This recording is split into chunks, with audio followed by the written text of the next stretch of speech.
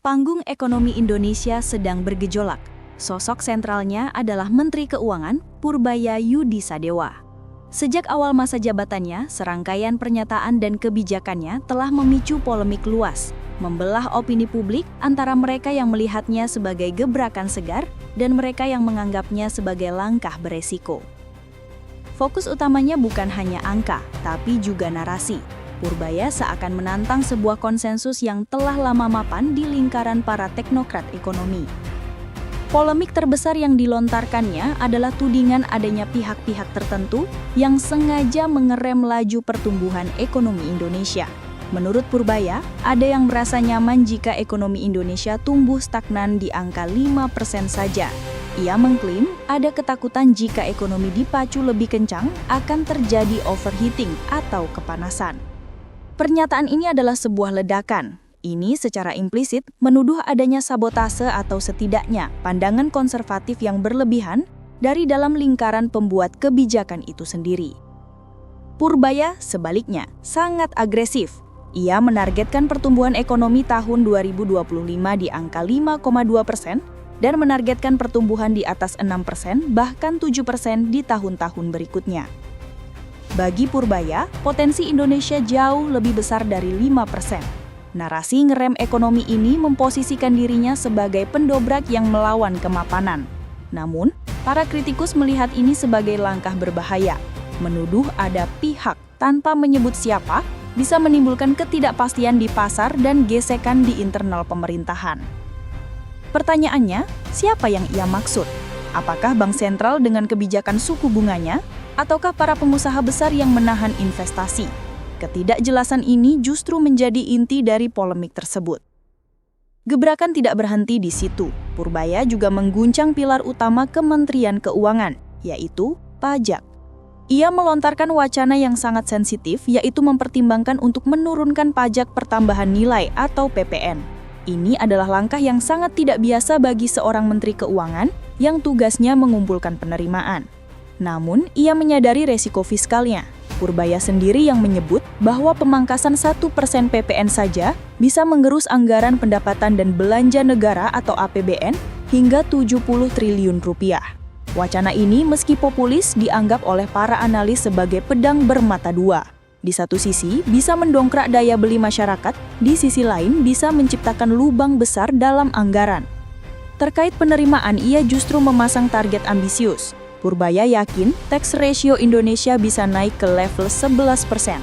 Menariknya, ia mengklaim kenaikan itu bisa dicapai tanpa perlu melakukan apa-apa, yang seolah menyindir bahwa sistem sebelumnya sangat tidak efisien.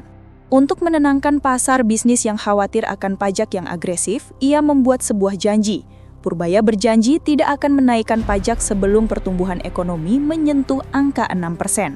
Ini adalah strategi komunikasi yang jelas. Pertumbuhan dulu, baru pajak.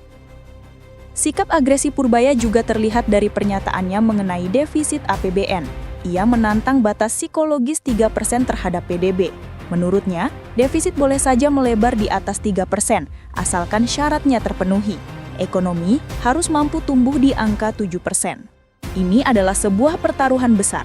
Melebarkan defisit berarti menambah utang yang dibenarkan jika dan hanya jika investasi dari utang itu menghasilkan pertumbuhan ekonomi yang super tinggi. Jika target 7% itu gagal, yang tersisa hanyalah tumpukan utang yang lebih besar.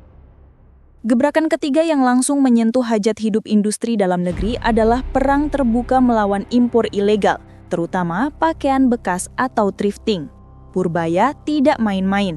Ia mengancam akan mengambil langkah ekstrim, yaitu memasukkan para importir ilegal yang membandel ke dalam blacklist.